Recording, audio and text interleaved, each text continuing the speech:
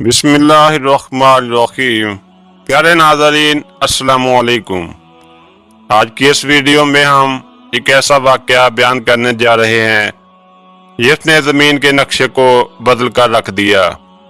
ایک عظیم نبی جس نے لوگوں کو بارہا خبردار کیا لیکن ان کی ایک نہ سنی۔ صرف چند لوگ ہی آپ پر ایمان لائے۔ پھر اللہ کی جانب سے فیصلہ ہوا اور ایک ایسا دردناک عذاب دیا گیا جس نے ہر چیز کو ڈبو کر ختم کر دیا۔ یہ ہے حضرت نوح علیہ السلام کی کشتی اور پانی کا وہ وحشتناک واقعہ جس کو تاریخ نے کبھی نہیں بلایا۔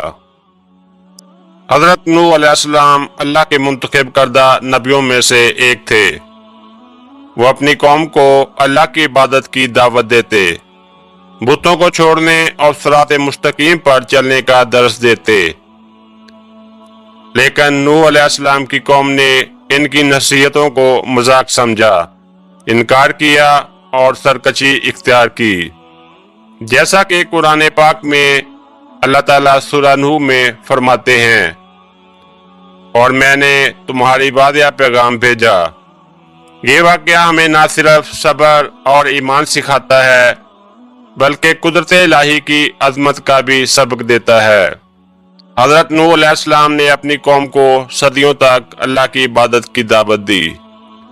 وہ روزانہ کھلی جگہوں پر کھڑے ہو کر بتوں کے بیچ میں حق کی آواز بلند کرتے۔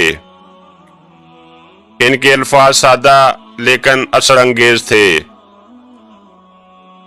اللہ کے سوا کسی کی عبادت نہ کرو، فلاح تمہیں انہی کی عبادت میں ہے۔ لیکن قوم نے مزاح اور دشمنی سے جواب دیا، یہ سب باتیں پرانی کہانیاں ہیں، ہمیں تمہاری نصیحتوں سے کیا۔ حضرت نوح علیہ السلام کا دل دکھ کے ساتھ پر تھا، لیکن وہ ثابت قدم رہے۔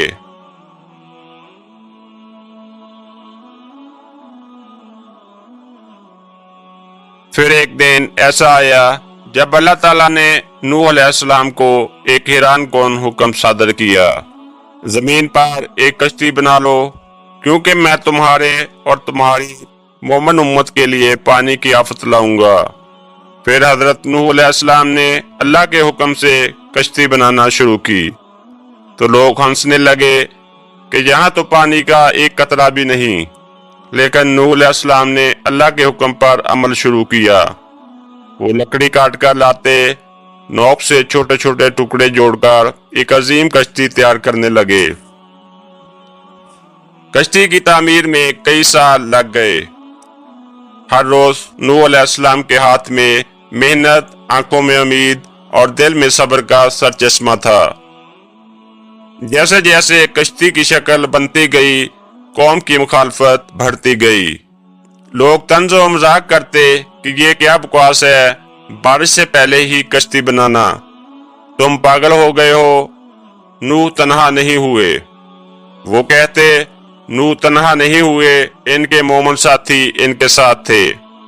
یہ لمحہ ایمان اور صبر کی عظمت کی تصویر ہے۔ نوح علیہ السلام نے نہ صرف خود پر قابو رکھا بلکہ قوم کو بھی دوبارہ نصیحتیں کی۔ یہ کشتی اللہ کے حکم سے ہے، جو لوگ ایمان لائے وہ اس میں سوار ہوں گے۔ آخر کار وہ لمحہ آیا جس کا سامنا دنیا نے کبھی نہیں کیا۔ زمین پر بارش برسی، آسمان سے پانی کی نہ رکنے والی بوندیں گرتیں، دریاؤں نے اپنے بند توڑ دیے، زمین کے ہر کنارے پر پانی چھا گیا، زمین نے پانی اگلنا شروع کر دیا۔ جیسا کہ قرآن پاک میں فرمایا گیا، پانی سے ہر چیز کو ڈھانپ دیا گیا اور کشتی اللہ کے حکم سے تیرتی رہی۔ نوح علیہ السلام اور ان کے ساتھی کشتی میں محفوظ تھے۔ ہر لمحہ خوف تھا لیکن ایمان کی روشنی ان کے دلوں میں تھی۔ سب سے زیادہ خوفناک منظر وہ تھا جب لوگ اپنے ایمان کے بغیر پانی میں ڈوب رہے تھے۔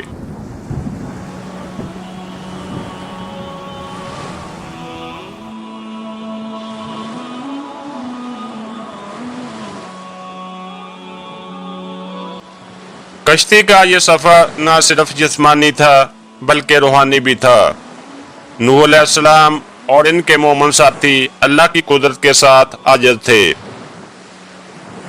اس دوران دل کو دکھا دینے والا ایک ایسا واقعہ بھی پیش آیا کہ جب نوح علیہ السلام کا بیٹا پانی میں ڈوب رہا تھا تو حضرت نوح علیہ السلام نے ان کو اپنی کشتی میں سوار ہونے کی دعوت دی، لیکن بیٹے نے مسلسل انکار کیا اور کہا کہ میں پہاڑ پر چڑھ کر بچ جاؤں گا، لیکن پھر پانی کی لہروں نے اسے بھی پانی میں غرق کر دیا۔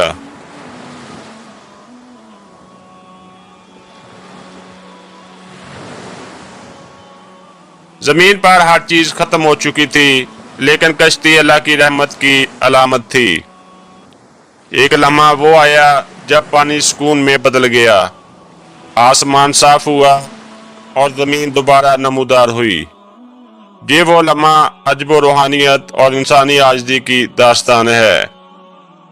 نوح علیہ السلام اور ان کی قوم نے اللہ کا شکریہ ادا کیا اور سب مومنین کے لیے دعا کی، اے اللہ ہمیں ہمیشہ سیدھا راستے پر رہنے والا بنا دے اور ہمیں عذاب سے محفوظ رکھ۔